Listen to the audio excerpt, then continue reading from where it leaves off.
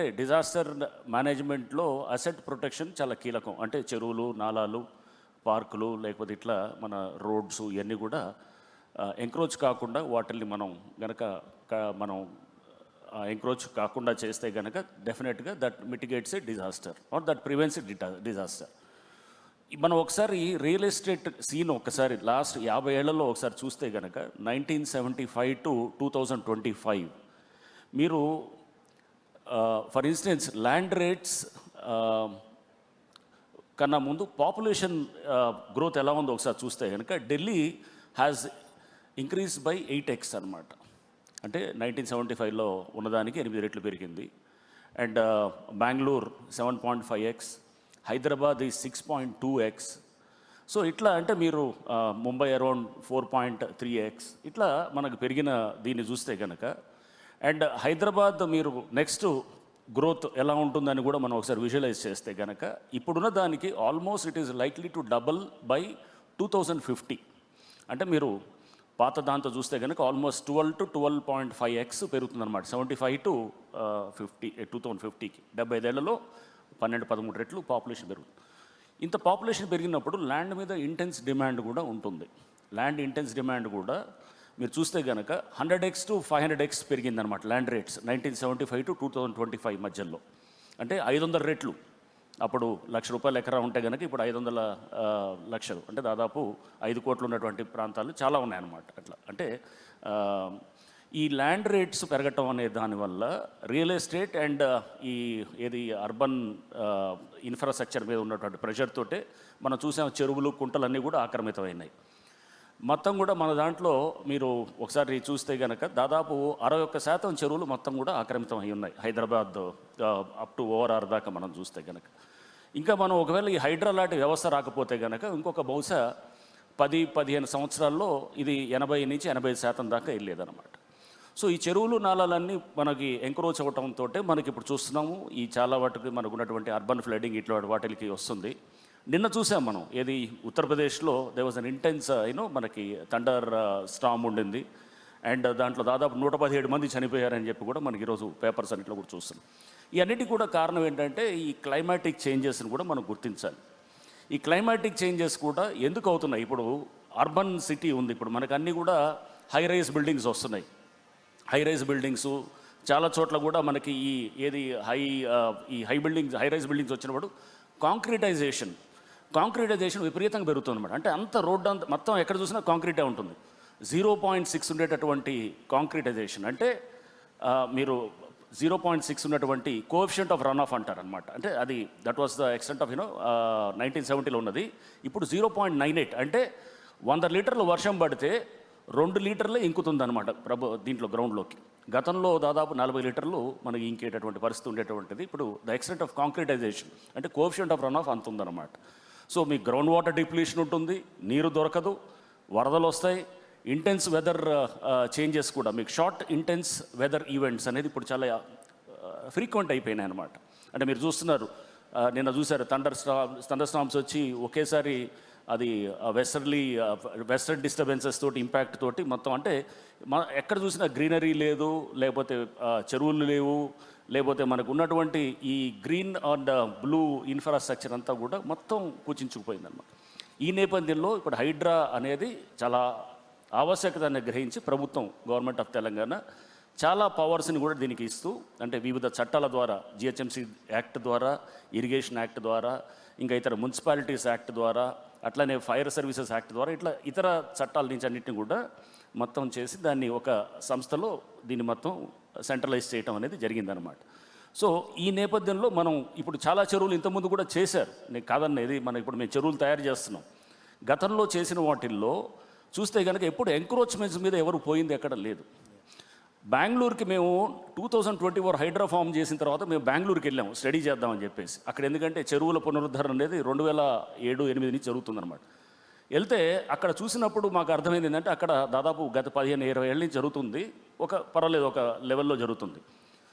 అక్కడ అర్థం చేసుకున్న తర్వాత ఇక్కడికి వచ్చి మేము దీన్ని రీజునేషన్ ఆఫ్ లేక్ స్టార్ట్ చేసిన తర్వాత బెంగళూరు టీం అంతా వచ్చారు. అక్కడి నుంచి వాళ్ళ చీఫ్ ఇంజనీర్స్, ఈఎన్సీలు చాలామంది వచ్చారు.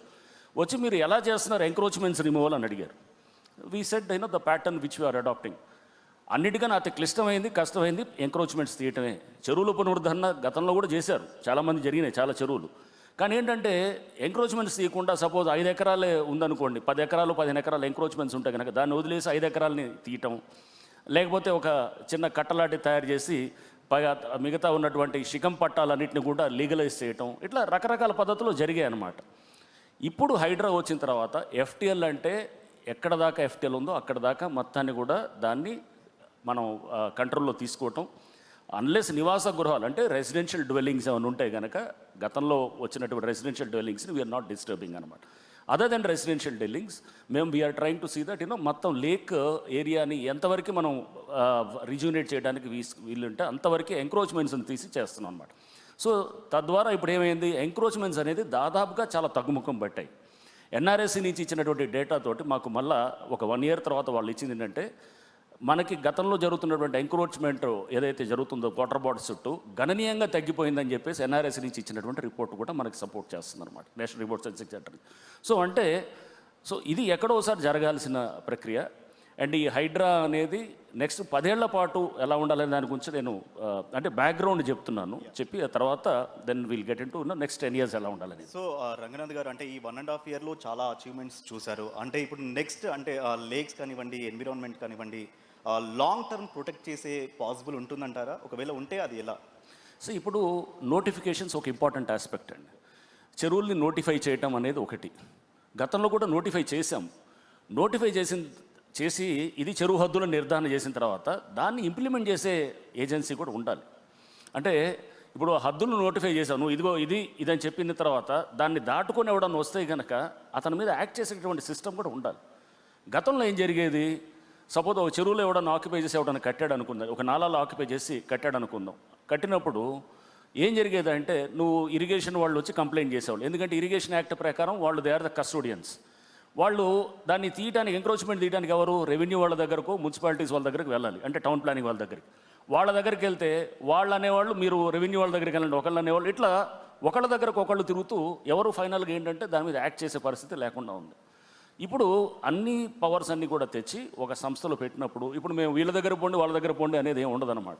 సో మీరు చూసారు ఎన్నో సందర్భాల్లో ప్యాట్నీ నాలా బెస్ట్ ఎగ్జాంపుల్, సికింద్రాబాద్ మన ఆనంద్ థియేటర్ దగ్గర ఉన్నటువంటిది 30 ఏళ్ల నుంచి ఆ ఎంక్రోచ్మెంట్ ఉంది.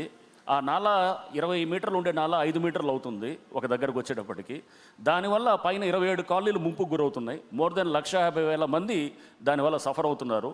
బట్ ఏంటంటే ఎవడు nobody is trying to bell the cat, పిల్లి గంట కట్టేది అనేది ఏ సంస్థ జరగట్ల.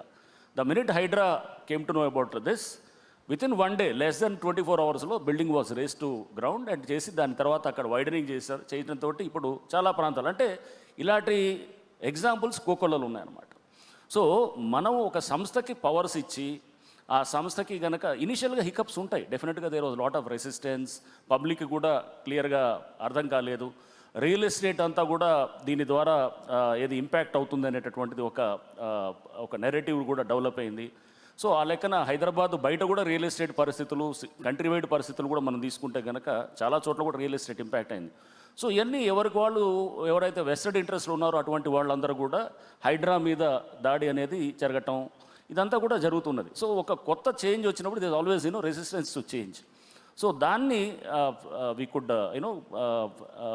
ఫేస్ దట్ వాట్ ఎవర్ ఆ క్రిటికల్ టైమ్స్ అన్నింటిని తీసుకొని ఇప్పుడు హైడ్రా స్టెబిలైజ్డ్ పాత్లోకి వచ్చింది. చాలా కేసులు కూడా ఈ క్రమంలో పడ్డాయి, హైడ్రా మీద పడ్డాయి, కాదనట్లేదు. Best example is that Bathukamma Kunta అనేది దాని మీద సరే అది కోర్టు పరిధిలో ఉన్నది, దాంట్లో మేము కంటెంప్ట్ కూడా ఉన్నది. బట్ ఏంటంటే పాత డేటాతోటి మేము రిలీజ్ చేసాం కూడా, శాటిలైట్ డేటాని 1970లో సర్వే ఆఫ్ ఇండియా మ్యాప్ని సూపర్ ఇంపోజ్ చేసాం, గూగుల్ ఎర్త్ మీద సూపర్ ఇంపోజ్ చేసి మా జిఐఎస్ టీమ్ తోటి దాన్ని సూపర్ ఇంపోజ్ చేస్తే స్పష్టంగా అక్కడే పడుతుంది. అట్లానే నాసా సంబంధించిన ల్యాండ్సాట్ అనే శాటిలైట్ తీసిన ఇమేజెస్ని కూడా తీసుకొని దాన్ని 1980sలో 1990sలో బతుకమ్మ కుంటని తీసుకున్నటువంటి ఆ ఇమేజెస్ని ప్రజెంట్ గూగుల్ ఎర్త్ మీద సూపర్ ఇంపోజ్ చేస్తే కూడా ఎగ్జాక్ట్గా అక్కడే పడుతుంది. అంటే there is a water body అనే స్పష్టం. Irrigation notification irrigation map irrigation department వాళ్ళు 1970లో గెజెటర్ నోటిఫికేషన్ ఇచ్చారన్నమాట. దాంట్లో స్పష్టంగా అక్కడ బండ్ ఉన్నట్టు, కట్ట ఉన్నట్టు, అవన్నీ కూడా చెరువు ఉన్నట్టు, అక్కడ ఎవరిని అడిగినా కానీ పెద్ద వయసు ఉన్న వాళ్ళు ఎవరైనా చెప్తారు అక్కడ. సో ఈ నేపథ్యంలో రకరకాల కోర్టు కేసులు కూడా ఎదుర్కోవాల్సిన పరిస్థితి ఉన్నది. ఎందుకంటే చాలామంది దీంట్లో భూమిలో పట్టాలు ఉన్న వాళ్ళు ఉండొచ్చు, శిఖం పట్టాలు అనవచ్చు, రెగ్యులర్ పట్టాలు ఉన్న వాళ్ళు ఉండొచ్చు. వాళ్ళందరూ కూడా తప్పకుండా వాళ్ళ రైట్స్ కోసం వాళ్ళు చట్టపరంగా వాళ్ళు చేసేదాన్ని మేము దాన్ని తప్పట్టేది ఏముండదు, లీగల్ రైట్స్ ఉంటాయి. దీన్ని కూడా హైడ్రా ఎదుర్కొంటుంది. లీగల్ ఇష్యూస్ వస్తాయి నెక్స్ట్ 10 ఇయర్స్లో. అట్లానే దీంతోపాటు నోటిఫికేషన్స్ చేయటం ఉండాలి, బౌండరీస్ హద్దులు నిర్ధారించడం చేయాలి, డిజాస్టర్ మేనేజ్మెంట్కి కావాల్సినటువంటి ఒక ఏదంటే మనకి ఫ్లడ్ మోడలింగ్ కూడా తయారు చేయడానికి కూడా Hydraa we're working on that. So flood modelling చేసి ఎంత వర్షాలు వస్తే కనుక ఏ ప్రాంతాలకి ఎక్కడ ఏ మోతాదులో ఉంటుందనేది కూడా ఇది ఉంటుంది. పార్కులు కూడా మనం 100 పార్కుల్ని we could take it back. దాదాపు మోర్ దెన్ 130 పార్క్స్ని ఏదైతే కనుక ల్యాండ్ గ్రాబర్స్ కొట్టేయాలనుకున్నారో వాటిని తీసుకొని అవన్నీ మళ్ళీ అది వెనక్కి తీసుకొచ్చి ఇప్పుడు ఆ పార్క్స్ని కూడా మనం డెవలప్ చేయడానికి కూడా ప్లాన్ చేస్తున్నాం. అంటే lot of vegetation can come up. And దీంతోపాటు అంటే 80,000 కోట్ల ఆస్తులకు అంత దాని వాల్యూ ఉన్నటువంటి 2,100 ఎకరాలని HYDRAA could take it back. And మాకున్నటువంటి సమాచారం 10 లక్షల కోట్ల పైన ఆస్తులు ఇవన్నీ కూడా ఎంక్రోచ్ అయ్యున్నాయి అనేటటువంటిది ఈజ్ ద ఇన్ఫర్మేషన్ అనమాట. సో ఇంకా ఎక్కువ ఉండొచ్చు కూడా, ఇంకా దీంట్లో ఎండోమెంట్ ల్యాండ్స్, వక్ఫ్ ల్యాండ్స్ ఇట్లాంటి కలిపితే ఇంకా ఎక్కువ ఉండొచ్చేమో కానీ, బట్ దిస్ ఈజ్ ద ఉన్నటువంటి సినారియో. ఇవన్నీ కూడా ప్రజల భూములు, ప్రజల ఆస్తులు. ఇది ఎవరో కొంతమంది స్వార్థపరులు, భూ కబ్జాదారులు వాళ్ళ చేతుల్లో ఇది వాళ్ళ కబందాస్తాలో వాళ్ళు ఉన్నదాన్ని వెనక్కి తీసుకురావడానికి హైడ్రా కృషి చేస్తూ ఉంటుంది. So this is the long term. ఇది నోటిఫై చేయాలి, నోటిఫై చేసిన ఊరినే రూల్స్ నోటిఫై చేయడం కాదు, దాన్ని ఇంప్లిమెంట్ చేయాలి. గ్రౌండ్ మీద ఇంప్లిమెంట్ చేసి దానికి కావాల్సిన పవర్స్ని తీసుకోవాలి. సో లేక్స్ని రిజ్యూనేట్ చేయాలి. ఎన్ని లేక్స్ మీరు జస్ట్ ఇమాజిన్, మీరు 1300 లేక్స్ ఉన్నాయి హైదరాబాద్లో, 1360 లేక్స్, ఇది క్యూర్ రీజియన్ దాకా, అంటే అవుటర్ రింగ్ రోడ్ దాకా. ఈ 1360లో ఓన్లీ 700 అండ్ ఆర్డ్ చెరువులే నోటిఫై అయినాయి అనమాట. అంటే ఆన్ రికార్డ్ వచ్చినాయి. 600 చెరువులు అసలు రికార్డు మీదే లేవు. అంటే అసలు అది సర్వే ఆఫ్ ఇండియా మ్యాప్లో ఉన్నాయా లేకపోతే విలేజ్ కెడస్ట్రల్ మ్యాప్లో ఉన్నా కానీ కూడా అసలు రికార్డు మీదకి రాలేదు. సో దాన్ని కూడా రికార్డు మీదకి తీసుకొచ్చి అవి కూడా కాపాడుతూ చిన్న చిన్న 5 ఎకరాలు 10 ఎకరాలు చాలా చెరువులు, కుంటలు ఉన్నాయన్నమాట. అన్నింటిని కూడా వెనక్కి తీసుకుంటూ మనం ఈ క్రమంలో చేస్తే కనుక ఈ లేక్స్ అన్నింటినీ మనం డెవలప్ చేస్తే కనుక జస్ట్ ఇమాజిన్, ఇప్పుడు లేక్ అనే దాన్ని మేము ఊరినే ఒక చెరువులాగా చూడలేదు. అంటే జస్ట్ అదే అక్కడ పార్కుని డెవలప్ చేస్తున్నాం, పిల్లల ప్లే ఏరియాస్ డెవలప్ చేస్తున్నాం. ఇంతకుముందు మనం చూసాం సనాతన ధర్మ గురించి మన వాళ్ళు చక్కగా చెప్పారు పెద్దలు. సో పిల్లలు ఏంటంటే సెల్ ఫోన్లకి అడిక్ట్ అయిపోయి ఎటువంటి ఇంట్లో వాళ్ళు టీవీలకో సెల్ ఫోన్కో లేకపోతే ఇది ఏది ఇప్పుడు అంతా ఈ నెట్ఫ్లిక్స్ అనో లేకపోతే ఇటువంటి వాటికి కాకుండా బయట చిన్నప్పుడు ఆడుకునేటటువంటి ప్లే గ్రౌండ్స్ ఇప్పుడు అన్నీ కూడా కనుమరుగైపోయినాయి. ఈ నేపథ్యంలో వాళ్ళకి లేక్ అనేది అందరూ కూడా ఇది as we have a stake in the lake అనే దాంట్లో తయారు చేసేటట్టు పిల్లలు వచ్చేటట్టు ఉండాలి, ఆడుకోవడానికి వస్తారు, ఒక మంచి ఆహ్లాదకరమైన వాతావరణం ఉంటుంది, పెద్దలు వస్తారు, వాకింగ్కి వచ్చేవాళ్ళు సీనియర్ సిటిజన్స్ వస్తారు, మహిళలు వస్తారు, 10 మంది కలిసి మాట్లాడుకోవటానికి, వాళ్ళకు కూడా వాకింగ్ చేసుకోవడానికి, విషయాలు తెలుసుకోవడానికి ఒకళ్ళ గురించి, అంటే ఒక కమ్యూనిటీ యాక్టివిటీ జనరేట్ చేయడానికి ఒక చెరువు అనే దాన్ని ఉపయోగపడుతుంది అనేటటువంటిది కూడా ఆ నేపథ్యంలో ఈ చెరువులన్నింటినీ కూడా ఈ రోడ్ మ్యాప్ నెక్స్ట్ 10 ఇయర్స్లో 1100 చెరువులు మనం డెవలప్ చేసి మంచి గ్రీనరీ తోటి వాటర్ ఉంటే కనుక గ్రౌండ్ వాటర్ టేబుల్ పెరుగుతుంది. నాకు మన ఎవరో కుకట్పల్లి నుంచి వచ్చారు కొంతమంది, వాళ్ళు వచ్చి సార్ ఈసారి మా దగ్గర చెరువులు పుష్కలంగా నీళ్లు ఉన్నాయని చెప్తున్నాను అనమాట. ఏంటంటే ఇది మీరు ఆ చెరువు డెవలప్ చేశారు, దాంతో మాకు చుట్టూ ఇంతకుముందు నీళ్ళు ఉండేది కాదు, అసలు ట్యాంకర్లు పోయేవాళ్ళం, ఇప్పుడు మేము ఎవరో ట్యాంకర్స్ పెట్టలేదు ఆ చుట్టుపక్కల ఉన్న వాళ్ళని. So we felt very happy. So this is the long term benefit. మీకు గ్రౌండ్ వాటర్ లెవెల్స్ పెరుగుతాయి, ఎన్వైరన్మెంట్ బాగుపడుతుంది, ఈ కబ్జాలు ఇవన్నీ కూడా నియంత్రించడం జరుగుతుంది.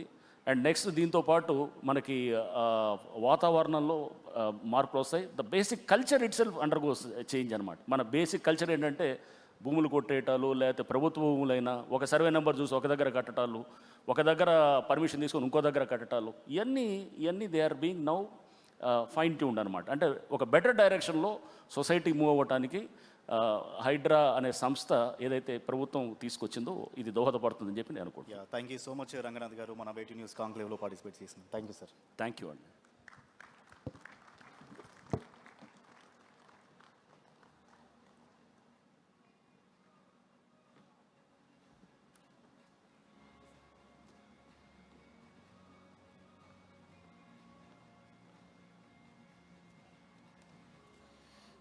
Thank you sir, thank you very much. HYDRAA blueprint for the next decade అనే ఈ అంశం మీద మన ఫ్యూచర్ ఆఫ్ తెలంగాణ ఎలా ఉండబోతుంది, మన హైదరాబాద్ డిజాస్టర్ మరియు అసెట్ ప్రొటెక్షన్ ఏజెన్సీ ఏ విధంగా పాటుపడుతుందో నెక్స్ట్ 10 yearsలో ఎలా ఉండబోతుందో వివరించారు. Thank you very much sir.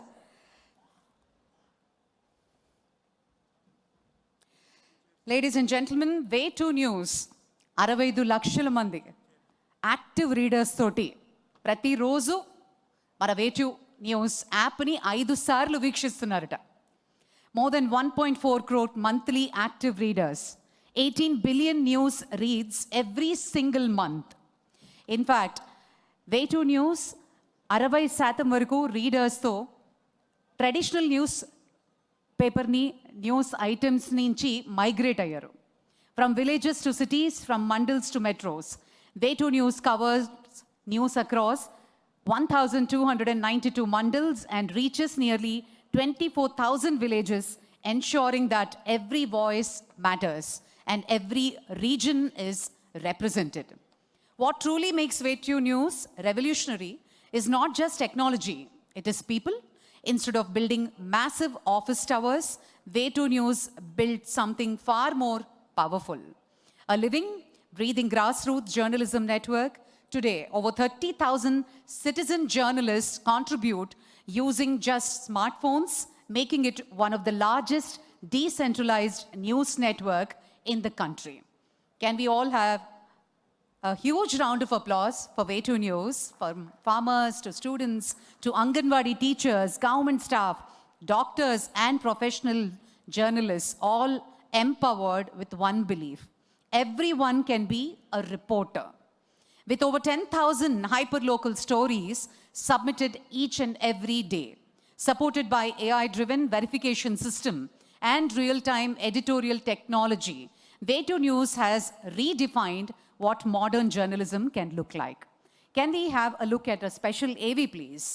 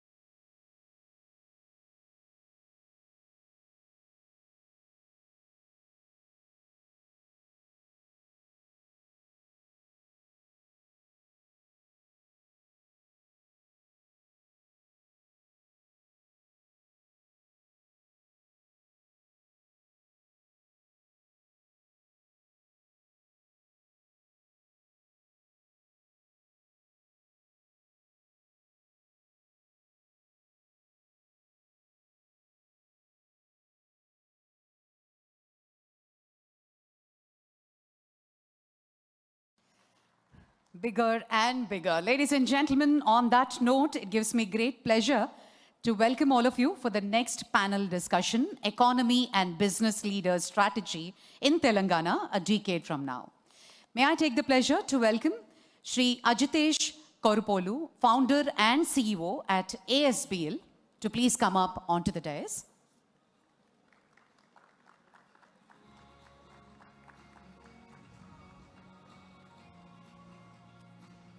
Can we have the special AV, please?